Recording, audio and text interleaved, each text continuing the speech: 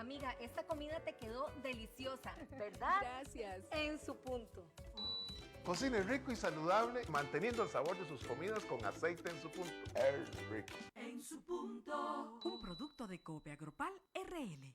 Transcomer, puesto de bolsa de comercio, presenta a las 5 con Alberto Padilla.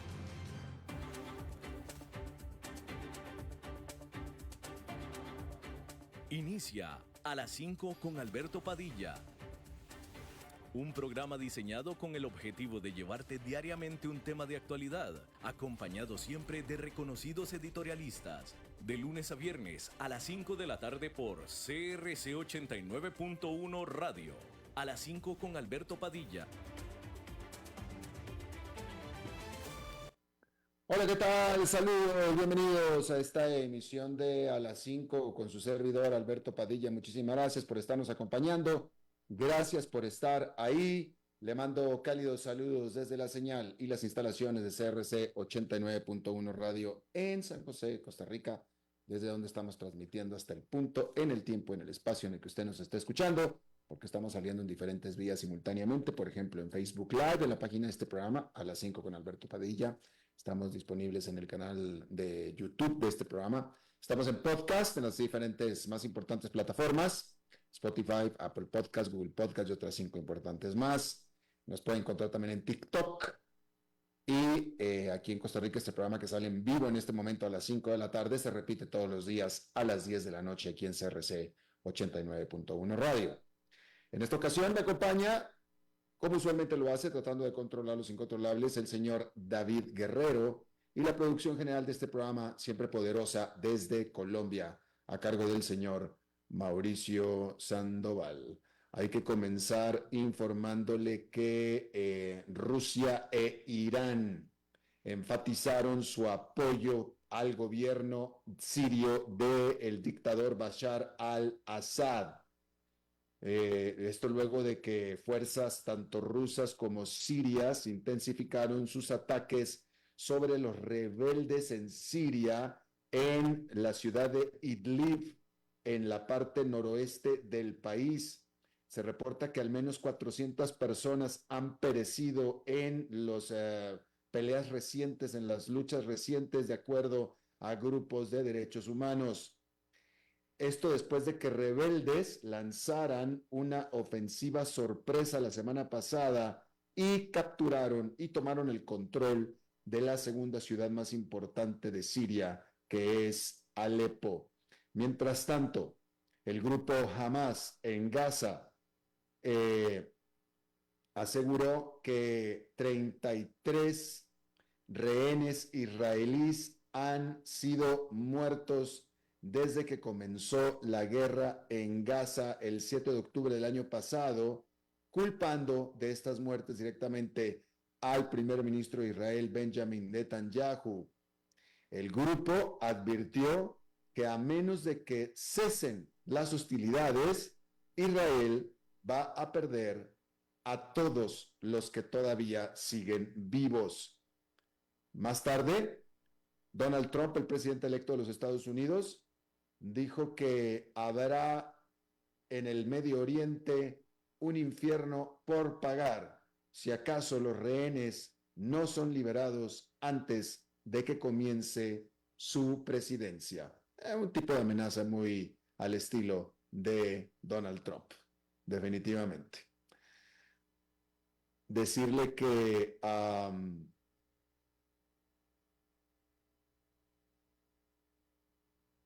la Corte Internacional de Justicia, o la Corte Internacional de Justicia, mejor dicho, comenzó deliberaciones para ayudar a establecer las guías legales sobre cómo los países pueden mitigar el impacto del cambio climático.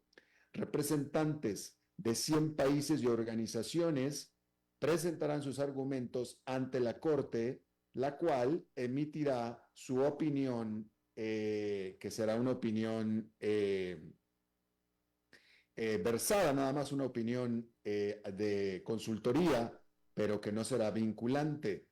Este caso comienza después de que terminó la semana pasada el COP29 esta cumbre climática de las Naciones Unidas, en donde las negociaciones dieron resultados muy modestos. El presidente de Estados Unidos, Joe Biden, hizo mayores restricciones a la exportación de algunos semiconductores y otro tipo de herramientas de manufactura a otras 140 empresas chinas, casi todas relacionadas con la industria de microprocesadores, de tal manera que se añaden a la lista negra. El secretario de Comercio de los Estados Unidos describió estos controles como sin precedentes y amplios. Este paquete de medidas en contra de China probablemente es el último que presenta el presidente saliente de los Estados Unidos sobre o para atacar a China y contener los avances tecnológicos de este país antes de que abandone la presidencia y se la ceda al presidente electo Donald Trump el próximo mes de enero. Se espera que el presidente Trump continúe apretándole las tuercas, casi literalmente, a China con este tipo de restricciones una vez que él ocupe de nuevo la Casa Blanca. Finalmente fue Donald Trump quien comenzó con este tipo de cosas, o de medidas, mejor dicho, ¿no? Hablando de microprocesadores, el presidente ejecutivo de Intel, la empresa de microprocesadores más grande de los Estados Unidos, el presidente, de manera inesperada y abrupta, anunció su jubilación. Estamos hablando de Pat Gelsinger. La compañía Intel designó a 2 CEOs interinos mientras que busca a el reemplazo permanente. Gelsinger, quien fue el jefe tecnológico de Intel antes de pasar a dirigir toda la empresa, y después también pasó a dirigir el negocio de nube de Intel, fue designado presidente de la empresa en el 2021 con la idea específica, la intención específica de que ayudara a cambiarle la fortuna a Intel, que venía ya en el 2021 en franca bajada. Sin embargo, no pudo detener la franca bajada y realmente del 21 al 24 Gelsinger pues realmente no pudo hacer nada, no pudo hacer mucho, la verdad. Hay que decir que desde que comenzó este año 2024, el valor de la acción de Intel ha caído un 50%, al grado de que en este asunto de la inteligencia artificial, Intel básicamente ni se menciona, básicamente. Mientras tanto, Nvidia, la rival, que se ha especializado desde el principio exclusivamente casi a la inteligencia artificial, es la empresa más valiosa del mundo en este momento. Cuando originalmente Nvidia era una empresa, una fracción del tamaño de Intel. Bueno, en Francia, el gobierno de minoría, todo parece indicar que se dirige al colapso total ante un voto de no confianza que se espera que se dé tan pronto como el miércoles de esta misma semana. Tanto los partidos de izquierda como de derecha, incluyendo el Rally Nacional de Marine Le Pen, solicitaron mociones de desconfianza o de no confianza después de que el primer ministro de Francia, Michel Barnier, presentara de manera forzada la propuesta de presupuesto para el próximo año sin la aprobación del Parlamento. De tal manera que la última vez que la Asamblea Nacional de Francia ordenó o generó la caída del gobierno fue en 1962 y pareciera que en esta ocasión va a suceder lo mismo. Hay que decir que el país vecino de España las cosas tampoco van necesariamente muy bien en cuanto a la posición del gobierno de coalición de minoría, que es el gobierno de Pedro Sánchez. Hay que decir que Pedro Sánchez ha tenido una serie de problemas con la coalición para formar su gobierno, porque de nuevo él simplemente tiene minoría. Hay que decir que este mes el gobierno de minoría de Pedro Sánchez se aseguró una aprobación parlamentaria por parte del Parlamento, que ya de por sí es bastante fragmentado, para aumentar impuestos. Y eso fue bueno, puesto que tiene a disposición pues, más recursos que le permitirán al gobierno el cumplir con las reglas fiscales europeas sin necesidad de grandes recortes el próximo año. Sí, sin embargo, en todo este contexto hay no es nuevo, pero que se está profundizando últimamente, escándalo de corrupción que tiene al Partido Socialista de Pedro Sánchez bastante preocupado, porque el que fuera el número 3 del partido, José Luis Ábalos con B grande, por cierto, José Luis Ábalos, está bajo investigación por parte de la Corte Suprema de España en conexión con un escándalo de sobornos, alegatos de sobornos dentro del Ministerio de Transporte de España, el cual él dirigía. Y por supuesto que él niega haber hecho absolutamente nada malo. Hay que decir que en medio de todo este escándalo hay un empresario quien asegura él que sobornó a varios oficiales del Partido Socialista, pero no ha presentado pruebas, simplemente dice que lo ha hecho. Hay que decir que dentro del partido y dentro del gobierno de Pedro Sánchez, pues insisten y siguen diciendo que Pedro Sánchez va a terminar los 3 años que le quedan de su gobierno. Los observadores, los analistas, por supuesto la oposición, no está tan segura de este asunto. Así es que ahí lo tiene usted. En Alemania, hay que decir que trabajadores de 9 instalaciones fabriles o 9 fábricas de la Volkswagen. La Volkswagen es la empresa productora de automóviles más grande del mundo y por supuesto que el principal exportador y la más grande empresa de Alemania. Y ahí trabajadores de 9 plantas productoras advirtieron de una huelga este lunes, porque después de 3 rondas de negociaciones, los ejecutivos de la Volkswagen no pudieron alcanzar acuerdo con el sindicato sobre salarios colectivos y un acuerdo con el sindicato IG Metall, que incluye a 120,000 de los 300,000 trabajadores que tiene la Volkswagen. Hay que decir que la empresa está planeando miles de redundancias, es decir, eliminar miles de redundancias y decretar o decidir las que serían las primeras cierres de fábricas o instalaciones fabriles en la historia de la Volkswagen. Sin embargo, lo malo es que la Volkswagen no es la única que está en problemas, porque todas las empresas automotrices alemanas tienen una perspectiva bastante oscura respecto a sus resultados futuros.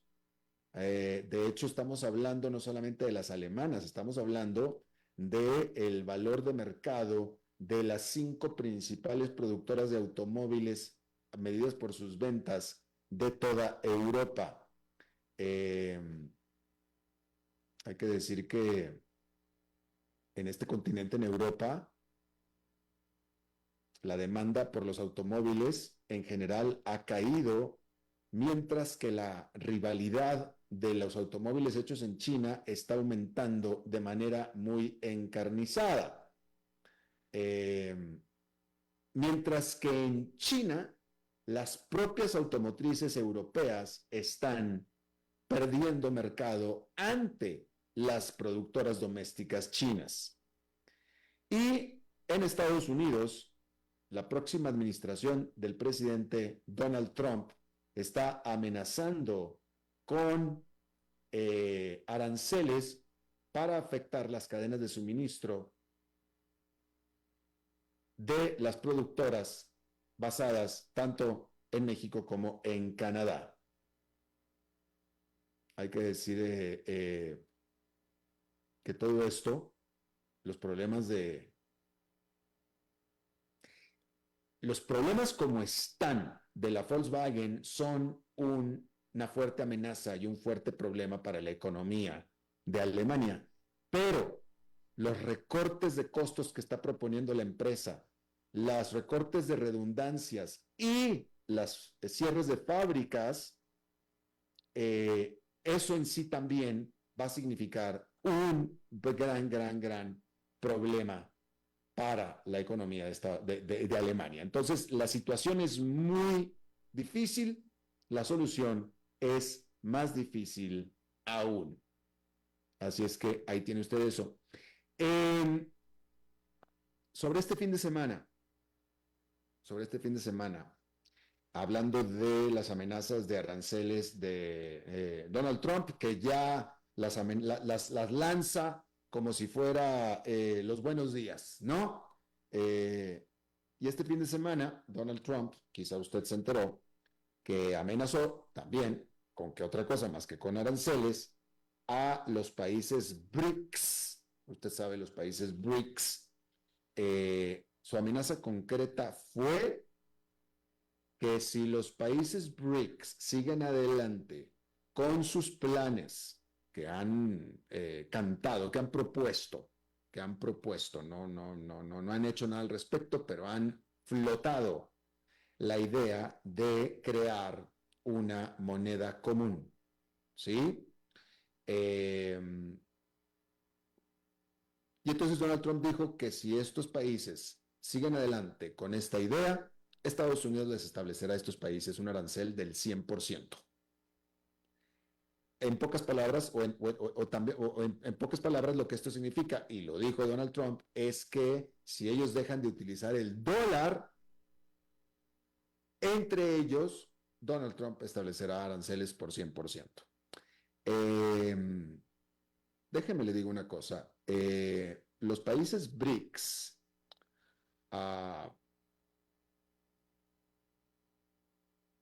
son BRICS porque es el acrónimo.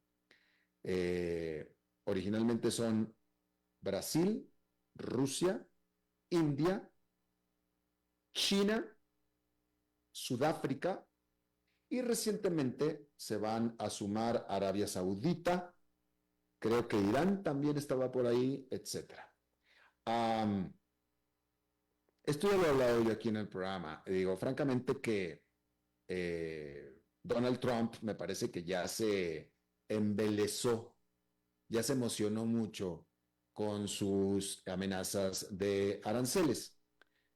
A mí me parece que si él, uno, se dejara asesorar en materia de comunicación y dos, estudiara un poquito, se mediría un poquito más en su lanzar a diestra y siniestra, su intención de lanzar a diestra y siniestra aranceles, amenazas de aranceles para todo el mundo. Digo, en alguna va a tener que fallar, ¿no? Ya amenazó de aranceles a China, a México, a Canadá, ahora también a los BRICS, ha amenazado a la Unión Europea, ya amenazó a todo el mundo. Pues ya, digo, pues ya no, ya cansa, ya está como que medio cansando y aburriendo. En el caso particular de los BRICS, me parece a mí que si se hubiera sentado con alguno de sus expertos que tiene, pues se hubiera sentado, por ejemplo, con el que tiene propuesto para secretario del Tesoro, que al parecer es alguien muy respetable, le hubieran dicho lo que yo estoy convencido que es así. Y yo se lo he dicho. O sea, déjenlos a los países BRICS que hagan su moneda común, déjenlos. Entre ellos no tienen nada en común. Entre ellos no tienen absolutamente nada en común. ¿Sí? Ahí los únicos países que verdaderamente comercian productos y servicios son China y son la India, con el resto del mundo. China y la India. El resto, Rusia es solamente petróleo, Sudáfrica no exporta absolutamente nada, Irán, en caso de que sea cierto, es petróleo, Arabia Saudita es petróleo. Y el petróleo se transa en dólares, ¿sí? Rusia, la India y China, ellos transan y son economías bastante abiertas y exportan bastantes cosas y bastantes servicios y bastantes bienes al resto del mundo, ¿sí? Pero, ¿qué tanto pudiera ser? A ver, Rusia, a ver, vamos a hablar de Brasil. Brasil es una economía famosamente cerrada. 1. 2. De estos países, con los únicos con los que Brasil tiene algo que ver, sería con China y con la India. Nada más. Nada más. Y por supuesto que tiene mucho que ver con Estados Unidos también, ¿sí? Fuera de ahí, Rusia de nuevo es puro petróleo, Irán es puro petróleo, Arabia Saudita es puro petróleo. ¿De qué le va a servir en la práctica a Brasil tener una moneda común con la India y con China? ¿De qué? ¿Para qué? Digo, suena bonito, ¿no? De entrada suena bonita la idea, pero ya después uno se sienta y empieza a ver y uno pregunta, ¿para qué? ¿Por qué? ¿Para qué? Brasil, todo lo demás lo hacen dólares, todo, absolutamente todo lo hacen dólares. Le va a costar más caro tener un sistema monetario aparte para hacer sus transacciones con la India y con China. Lo mismo la India usa dólar absolutamente para todo. Se va a meter en las honduras, en los problemas, en las minucias para crear una moneda aparte para comerciar con Brasil. Por supuesto que no. El comercio que tiene la India con Brasil es una fracción del comercio total que tiene la India. ¿Para qué se va a meter en la locura de hacer una moneda común con Brasil? No tiene ningún sentido. Y lo mismo China. Si China fuera tan poderosa como supuestamente es, siendo la segunda economía más grande del mundo, China podría, en teoría por sí misma, crear, impulsar su propia moneda usando el yuan, vamos a decir, que le diga a todos sus socios principales, señores, aquí usamos yuan, ya no usamos el dólar. China no lo hace, no lo hace. ¿Por qué? Porque no le conviene. El dólar es mucho más líquido. Y entonces, si esto lo entendiera bien Donald Trump, ni se molestaría en tirar o en disparar o en desperdiciar un tiro con una amenaza fútil, que ahora sabemos que son fútiles, que son inútiles, de los aranceles. Entonces, después de una amenaza como la de este fin de semana, francamente, ya todo me parece que son faramayas. Porque si amenazó con eso al BRIC, todas las demás amenazas ya me parecen a mí que son igual de inútiles e endebles. Pero no tiene ningún sentido. No tiene ningún sentido que el presidente de Estados Unidos, quien sea, le invierta 5 minutos en... Porque esto significa que Donald Trump piensa que los BRICS pueden ser una amenaza para el dólar y por tanto para Estados Unidos. Él realmente lo piensa, por eso lanzó ese comunicado. Y ahí es donde está equivocado totalmente. Está equivocado totalmente. No es ninguna amenaza absolutamente de nada. Entonces, me parece a mí que lo que está mostrando Donald Trump es una posición de debilidad. Se está mostrando débil, se está mostrando temeroso y está lanzando una amenaza por temor, por miedo. Que lancen su... Primero que nada, adelante, háganlo, a ver si lo hacen, primero que nada. Y después que lo hagan, a ver qué hacen con eso. No va a hacer absolutamente nada. Y entonces me parece un despropósito que el presidente de Estados Unidos, sea quien sea, esté invirtiendo tiempo y neuronas pensando en una amenaza que francamente no da pie con bola para que se concrete en lo más mínimo. Estos BRICS son un clubcito de países pobres. De países pobres, que India y China están metidos ahí nada más por hacer ruido, pero no tienen absolutamente ninguna relevancia, ni van a hacer nada absolutamente juntos en lo más mínimo para nada. En lo más mínimo para nada. Pero bueno, ahí lo tiene usted. Ahí tiene usted eso. Otro tema. Este fin de semana también, de manera sorpresiva, pero si lo empezamos después de todo, a lo mejor no es tan sorpresiva. El presidente Joe Biden decidió hacer lo que aseguró que no iba a hacer, que es indultar a su hijo. Como usted sabe, Hunter Biden había sido ya declarado culpable de cargos fiscales y por haber mentido en una solicitud para una licencia para portar armas o para tener armas. Y de eso lo habían declarado culpable. El presidente Biden aseguró con todas sus letras y varias veces que él no indultaría como presidente. El presidente de Estados Unidos tiene el poder de indultar a alguien que haya cometido crímenes. ¿Sí? Y siempre es costumbre que los presidentes de Estados Unidos, al final de su mandato, indulten a varias personas que ellos eligen por diferentes razones.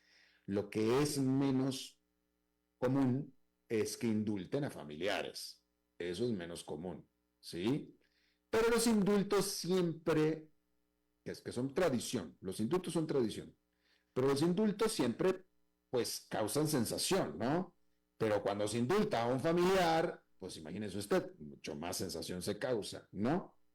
Ahora, obviamente desde la oposición se está recriminando y señalando muchísimo la decisión de Joe Biden de indultar a su propio hijo cuando él aseguró que no lo iba a hacer.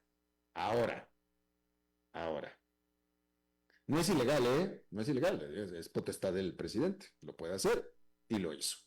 Ahora, es de sabios cambiar de opinión. Es de sabios cambiar de opinión. Y mire, cuando yo creo firmemente, cuando Joe Biden aseguró y dijo que él no indultaría a su hijo, estoy seguro que lo dijo en serio, con la información y las circunstancias de ese momento. Pero las circunstancias cambiaron. Le explico. En ese momento, Joe Biden estaba pensando en su reelección. Estaba pensando en su propia permanencia en la Casa Blanca y su propia sobrevivencia política. ¿Sí? Entonces, si yo indulto a mi hijo, simplemente estoy poniendo en riesgo mi reelección. Se va a ver muy, muy mal. Entonces, no puedo indultar a mi hijo, cuando menos no ahora, en este momento que me voy a reelegir. A lo mejor dentro de 4 años, cuando termine mi segunda presidencia, a lo mejor lo indulto, pero ahorita no puedo. Y por eso no lo hizo. Pero pues eso cambió. Eso lo cambió por completo. Ya Joe Biden no va por la presidencia y a partir del 20 de enero incluso abandona la política por completo. Entonces, si usted tuviera la misma circunstancia que Joe Biden, de tener un hijo, y aparte es cierto lo que él denuncia y que siempre se denunció y aparte siempre se supo. A Hunter Biden, a su hijo, lo señalaron, o sea, yo no dudo, como yo siempre le he asegurado aquí, los cargos no se le inventaron, las faltas las cometió. El tratamiento que se le ha dado, tanto en el sistema judicial como en la prensa, por esas faltas, ha sido mucho más severo y duro solo porque se trata del hijo del presidente de Estados Unidos. Y eso así es. Porque si Hunter Biden hubiera sido un ciudadano común, normal, no estaría metido en los problemas legales que estaría metido por los mismos delitos. Simplemente no lo estaría. ¿Sí? Entonces, si usted estuviera en la misma circunstancia de Joe Biden, en la que tiene el poder de indultar a su hijo, y que, 1, usted va a sacar de los problemas a su hijo, y 2, a usted no le va a costar nada porque no le va a costar nada ya. A usted no le cuesta nada. ¿No lo haría? Bueno, pues Joe Biden también. Y fue lo que hizo. Y ya, punto. Ya, lo hizo porque pudo hacerlo. Y lo hizo. Y antes no lo iba a hacer porque estaba pensando él en su propio futuro político, pero ahora que ese futuro político ya no existe más, adelante, lo indulto sin problema. Y eso fue lo que hizo. Y creo yo que cualquiera hubiera hecho lo mismo. Por cierto, el propio Donald Trump, en sus últimos días como presidente, él indultó a su consuegro, el padre de Jared Kushner, el esposo de Ivanka Trump, la hija mayor o la hija de Donald Trump, a su consuegro, que había sido declarado, o sea, él se declaró culpable, el consuegro se había declarado culpable y había pasado tiempo en la cárcel, el consuegro. Bueno, Donald Trump lo perdonó, lo indultó a su consuegro. Consuegro que, por cierto, ahora lo acaba de premiar con la Embajada de Estados Unidos en París. Entonces, primero lo indultó y ahora lo hace embajador de Estados Unidos en París. Bueno, pues si presidente, indulta a su consuegro, pues ¿qué no va a indultar a su hijo? Pues claro que lo va a indultar, pues por supuesto. Y eso fue lo que hizo Joe Biden. Y sí, pues sí. Joe Biden lo hubiera hecho. Usted probablemente lo hubiera hecho. Yo también lo hubiera hecho, francamente. ¿Por qué no? ¿Por qué no? ¿Por qué no? Y ya, ahí está, por eso lo hizo. Vamos a hacer una pausa y regresamos con nuestra entrevista de hoy.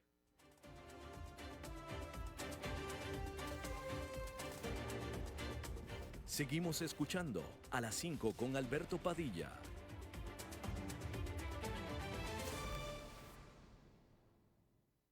Un año de logros y esfuerzos merece una celebración especial. Con Eventos Girasol solo tenés que disfrutar. Nosotros nos encargamos de todo. Menús deliciosos, decoración impecable y servicio de primera. Para que vos y tu equipo celebren sin preocupaciones. Escribinos al WhatsApp 8772-0984 y viví una Navidad corporativa como nunca. Eventos Girasol, creando sabor para llevarle bendición. Para llegar pronto al trabajo, sea inteligente, porque si pasamos uno a la vez, el tránsito no se detendrá. Por eso, sea cortés, uno a la vez. Un mensaje de esta emisora asociada de Canara. Transcomer presenta Visionarios. Mi nombre es Enzo Maña Hernández. Mi nombre es Yomara Guzmán Montero. Mi acercamiento con Transcomer fue hace 8 años. A los 3 meses empezamos a ver los frutos sobre las inversiones. Y gracias a ello hemos crecido como familia. Pudimos comprar la casa, un vehículo. Transcomer. Desde 2003 hasta que lo logres.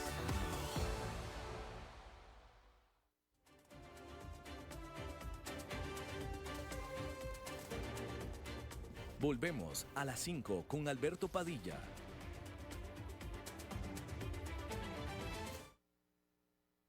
Muchísimas gracias por continuar con nosotros.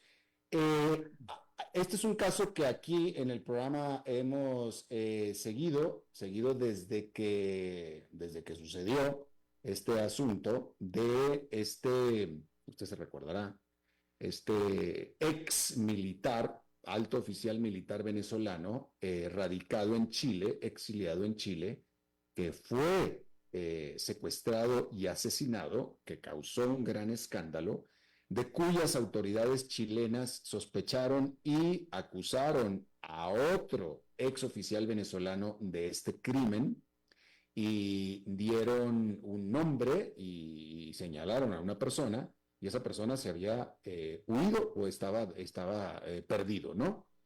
Bueno, esa persona, ese sospechoso, resulta que fue detenido justamente en Costa Rica, a donde había llegado por tierra, estaba cruzando la frontera de Panamá a Costa Rica, y en Costa Rica, el que quiere cruzar la frontera, lo identificaron, lo arrestaron y lo extraditaron a Chile.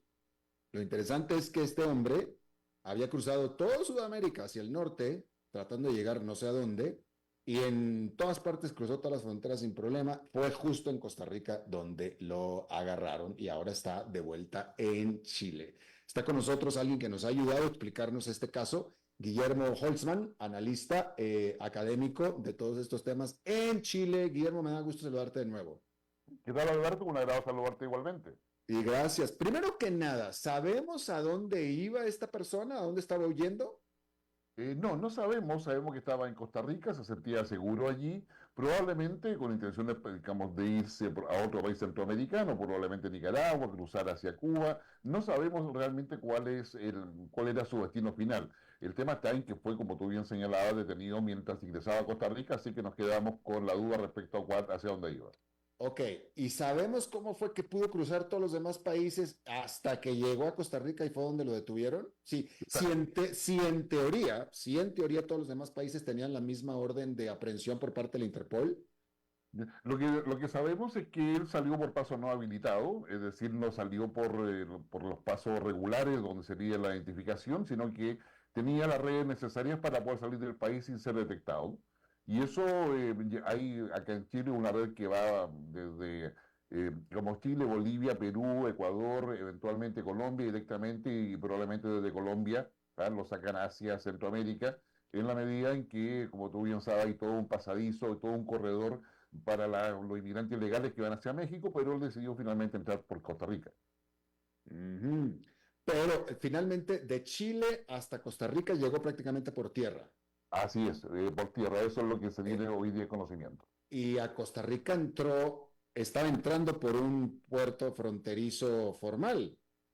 Exactamente, y probablemente yo diría, su falta de expertise probablemente le hace cometer ese error de entrar con su documentación oficial a Costa Rica, pensando en que efectivamente o Costa Rica no tenía, digamos, en línea el sistema o estaba, digamos, estaba en algún atraso por tener la información. Ahí, y de hecho entra por un paso no habitual, si se quiere, dentro del turista que llega hacia Costa Rica.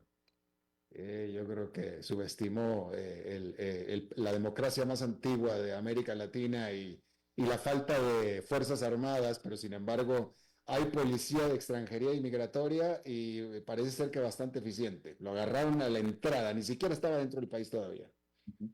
Así es, entonces, y yo diría para Chile una buena noticia. Recordemos que este crimen se comete en el mes de febrero de este año.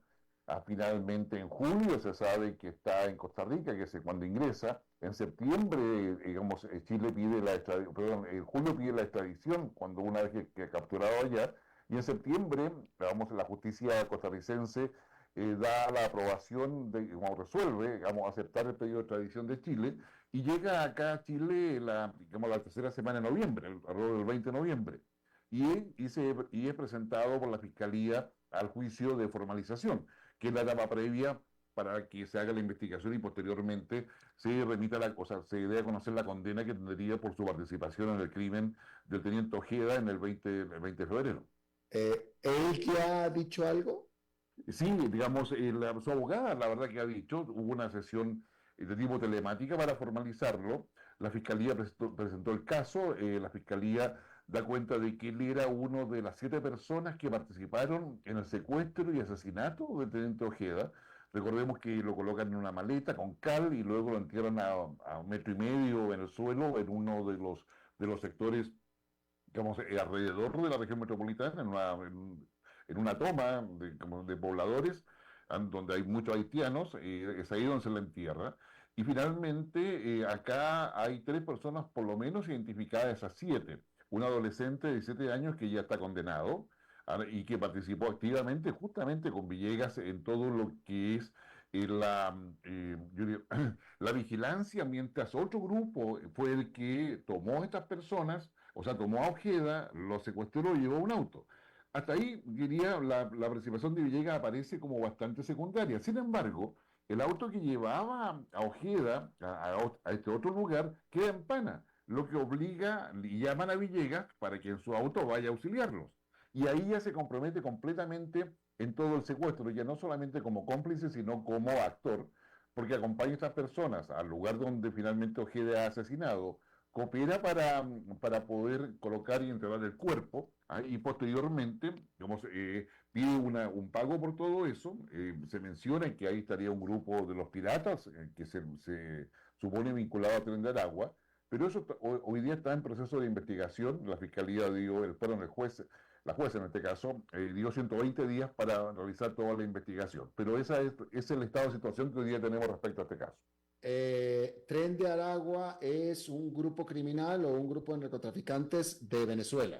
Efectivamente, es de Venezuela. La fiscalía hizo ver de que el secuestro y asesinato de Viento Ojeda tenía ribetes políticos. No se mencionó nada en la formalización respecto a si había o no algún tipo de relación o vínculo con el gobierno venezolano. Sin embargo, es probable que eso quede para los días de investigación que quedan, que se designaron, pero no en este minuto solamente está acreditada la participación plena con distintas pruebas y, digamos, desde peritajes hasta cámaras que lo ubican en todos los lugares donde estuvo Ojeda después del secuestro. Es decir, hasta ahora las pruebas y peritajes y investigaciones apuntan a el involucramiento de un grupo narcotraficante de Venezuela, más no del Estado venezolano.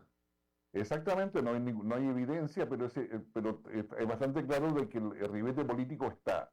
Ojeda era una persona que transmitía frecuentemente o con cierta regularidad a través de redes sociales hacia un grupo que lo seguía en Venezuela, que se supone que serían opositores a Nicolás Maduro, dentro de las Fuerzas Armadas. Y eso hoy día es lo que se sabe que él hacía. Sin embargo, no hay ningún vínculo para poder establecer si hay alguna responsabilidad del gobierno venezolano. ¿Sabemos si la víctima, es decir, se ha establecido algún vínculo de la víctima con grupos narcotraficantes? No, de la víctima con grupos narcotraficantes no. Con ex compañeros del ejército venezolano sí, pero no con grupos narcotraficantes o asociados a ellos. Es decir, que no tenemos elementos para poder determinar por qué dentro de los grupos de narcotraficantes quisieran muerto a esta víctima. Efectivamente, lo que está acreditado es que Villegas, junto con este adolescente que fue identificado, más un chofer que no ha sido ubicado, que está con orden de detención, digamos, ellos tenían la labor de vigilancia alrededor del departamento de Ojeda, y luego llega un vehículo con 4 personas a bordo que son los que perpetran el secuestro, hacen toda la acción de secuestro, lo suben al auto y se van. Hasta ahí todo habría terminado porque se iba ese vehículo con otro que era, digamos, de apoyo, ¿no? Cuando este vehículo queda en pana en la ruta hacia el lugar donde finalmente fue asesinado Ojeda. Y a raíz de ese incidente, llaman a Villegas nuevamente para que vaya a auxiliarlos y dejan el auto botado, el que tuvo la pane, y digamos, se suben a los demás autos y es ahí donde Villegas participa en todo el proceso que termina con la muerte de Ojeda. Pero ¿por qué hay muchísimos?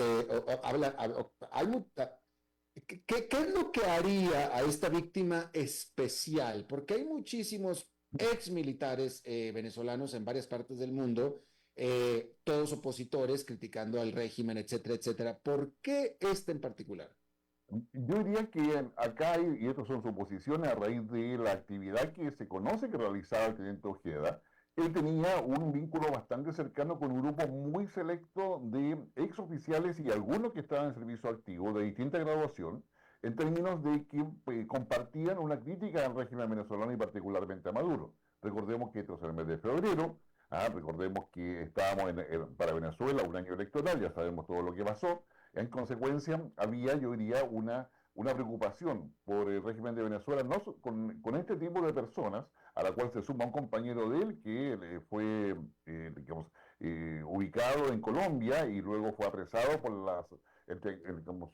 el ELN y luego entregado al ejército venezolano. En consecuencia, hay redes que permitirían señalar que su actividad desde Chile, a pesar de que estaba afincado acá, estaba con asilo político, en definitiva, era yo diría, una piedra en el zapato al menos para el régimen de Maduro, y eso hace plantear de que había un motivo político. Ahora, que estuviese o no estuviese involucrado el gobierno venezolano, no hay ninguna evidencia respecto a ello. Y de este grupo de 7, ¿cuántos eran venezolanos? Por lo menos está acreditado de que habían 5 venezolanos y un colombiano, un chileno. Eso es lo que está acreditado hoy día.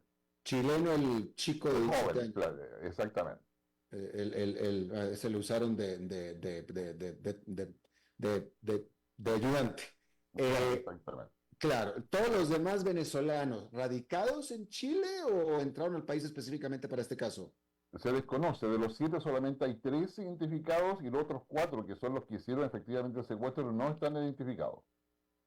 Ni siquiera se sabe quiénes son. No se sabe quiénes son y eso en materia de investigación, digamos, de aquí por 4 meses más, que es el plazo que dio el juez, la jueza para poder terminar la investigación y definir la pena o la condena que se le va a dar a Villegas, la cual está alrededor de 20 años o prisión perpetua.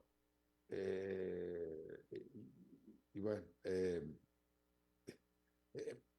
la legislación chilena considera negociar el tiempo de encarcelamiento por cooperación. Sí, está esa posibilidad. Villegas hasta ahora no ha hecho ninguna declaración en esa línea. La abogada que él tiene argumenta de que Villegas es víctima de todo esto y que el verdadero cerebro es el joven.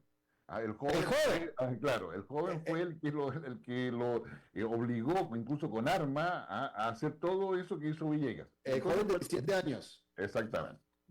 Entonces, pero estamos, como te digo, estamos en proceso. Acá lo importante, para Chile por lo menos, es que uno de los involucrados directamente ha sido apresado, se ha aplicado el derecho internacional y los acuerdos que tenemos con Costa Rica a este respecto, lo que es extradición, se ha producido todo eso con forma bastante expedita, y eso para la justicia chilena es positivo y también para la ciudadanía, que se conmocionó bastante cuando sucede este asesinato en el mes de febrero de este año. Otra pregunta, de estos venezolanos involucrados, o bueno, de los que se conoce, incluso el que atraparon acá en Costa Rica, ¿ellos también eran militares?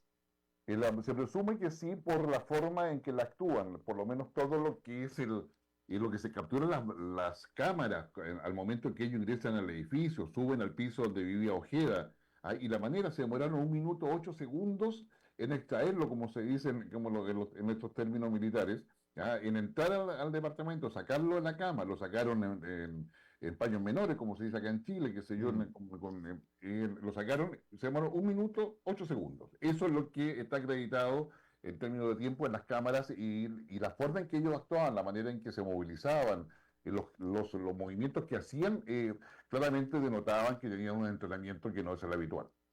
Ya. Y bueno, pues ahí está entonces. Guillermo Holzman, analista y asesor político, académico, experto en todos estos temas. Te agradezco muchísimo tu buena disposición a charlar con nosotros. Por nada, Alberto, que tenga muy bien, buena semana. Igualmente para ti y para ustedes. Vamos a hacer una pausa y regresamos con más.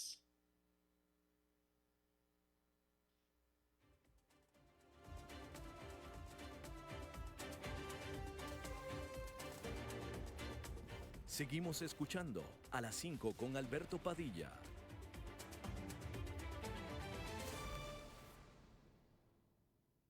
Un año de logros y esfuerzos merece una celebración especial. Con Eventos Girasol solo tenés que disfrutar. Nosotros nos encargamos de todo. Menús deliciosos, decoración impecable y servicio de primera. Para que vos y tu equipo celebren sin preocupaciones. Escribinos al WhatsApp 8772-0984 y viví una Navidad corporativa como nunca. Eventos Girasol, creando sabor para llevarle bendición.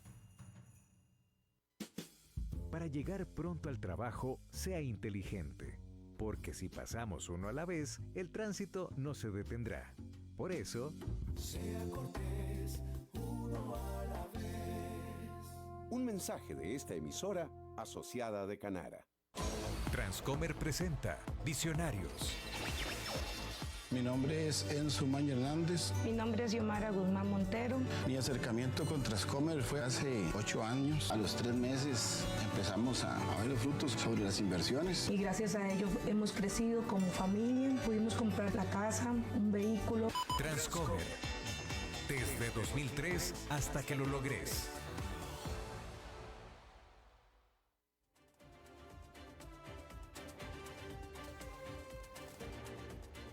Volvemos a las 5 con Alberto Padilla.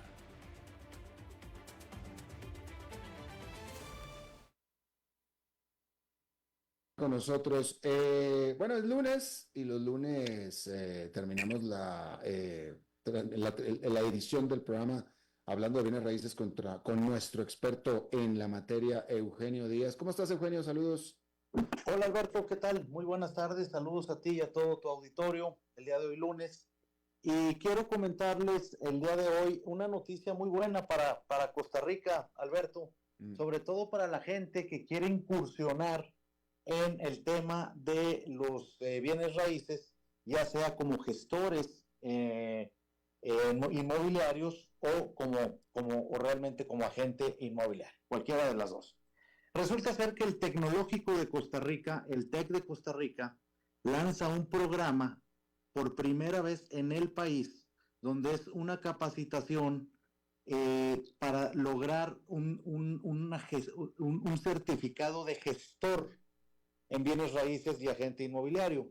Normalmente en este país, estimado Alberto, y para que lo sepan todos nuestros oyentes, se dice que hay un tema de agentes inmobiliarios de 5,000, otras personas dicen que hay 10,000, otros dicen que son 18,000, pero realmente no se sabe porque Costa Rica no tiene una ley que regule la actividad inmobiliaria de los agentes corredores de bienes raíces. Así es que como no se sabe y tampoco hay una ley, cualquier persona se puede decir corredor de bienes raíces, pero sin tener los conocimientos necesarios. Eso es un problema que realmente existe en toda América Latina, no solo en Costa Rica.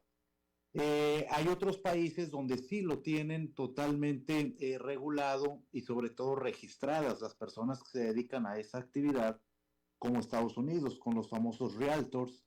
Otro país que también ha trabajado mucho y lo tiene es Panamá. Argentina, a nivel Latinoamérica, es un ejemplo. Pero casi la mayoría de países latinoamericanos no lo regulan, igual que no lo hace Costa Rica. Bueno, pues yo quiero enviar el día de hoy una felicitación al TEC de Costa Rica, ya que al no estar regulado la actividad, pues tampoco hay ciertas certificaciones donde se puedan dar de parte de las universidades. Sin embargo, el TEC toma la iniciativa y gestiona en conjunto con el CELAFI, que es el Centro Latinoamericano de Formación Inmobiliaria, un programa que empieza en enero, donde las personas que se quieren dedicar a esa actividad lo pueden llevar. Es un programa de 4 meses y medio, donde van a obtener un certificado de sello TEC y donde pueden realizar esa actividad empezando de cero, sin ningún conocimiento. Es una forma que puede las personas dedicarse a esa actividad, pero de una forma profesional, de una forma conocedora y sobre todo sabiendo que esas personas asesoran sobre el patrimonio principal de la gente. Así es que no puede ser cualquier persona, son solo gente capacitada y es bueno que sepa la población que el TEC tiene ese nuevo programa. Es un programa en línea, muy fácil de llevar para cada persona, que dura 4 meses y medio. Y el que quiera información, estimado Alberto, puede contactar al TEC directamente en su página, en sus redes sociales y pedir información sobre el gestor en bienes raíces y agente inmobiliario. Ese es el tema del día de hoy, estimado Alberto. Pero fíjate qué interesante, porque hablabas tú acerca de esta problemática que no es exclusiva de Costa Rica o de un país, sino más bien de toda la región de Latinoamérica. A diferencia de lo que pasa en otras latitudes, por ejemplo en Estados Unidos, donde la profesión de agente de bienes raíces es muy regulada y dirigida y licenciada por las autoridades, etcétera. Y lo comento porque, Eugenio, tú dime, en las transacciones de bienes raíces, a lo mejor no todo el mundo hace una transacción de bienes raíces porque no todo el mundo compra o vende una casa, pero todas las edificaciones se venden y se compran en algún momento. De todas las transacciones de compraventa de bienes raíces en un país como Costa Rica, en este caso, ¿qué porcentaje involucra a un agente de bienes raíces? Sí, Alberto, en la mayoría de los casos está involucrado un agente de bienes raíces acá en Costa Rica, en cualquier compraventa, sea de casa o de cualquier inmueble. Y bueno, lo mismo supongo que será en el resto de América Latina. Entonces me parece incomprensible que no sea mucho más oficializada y licenciada para asegurar que sean profesionales los que están en este tipo de actividad, que es lo que tú has venido diciendo en este programa desde hace mucho tiempo. Definitivamente es preocupante porque realmente, insisto, es el patrimonio de una persona, de las familias. Un bien raíz es gran parte del patrimonio de las familias. Así es que, qué mejor que puedan estar asesorados por gente que realmente esté capacitada. En este país hay muy buenos agentes inmobiliarios y que tienen muchos conocimientos y una gran capacitación, pero igual hay otros que se dicen agentes inmobiliarios y que no han tenido un solo día de alguna clase o algún conocimiento. Esto es un problema, Alberto. Hay un proyecto, hay una situación que la Cámara Costarricense de Corredores de Bienes Raíces ha intentado proponer en la Asamblea Legislativa les propuso un proyecto de ley donde se regule precisamente esta actividad inmobiliaria. Pero ya tienen muchos años con eso y parece que en la Asamblea no han volteado a ver como prioridad este tema. Creo yo que, como bien lo dices tú, es algo muy, muy importante. Bueno, pues Eugenio Díaz, nuestro experto en bienes raíces, muchísimas gracias por tu comentario como cada lunes. Con mucho gusto, Alberto, a ti y a todo tu auditorio les deseo que sigan teniendo una feliz semana. Igualmente para ti y también para ustedes. Eso es todo lo que tenemos por esta emisión de A las 5 con su servidor Alberto Padilla. Muchísimas gracias por habernos acompañado. Espero que termine su día en buena nota, en buen tono, y nosotros nos reencontramos en 23 horas. Que la pasen muy bien.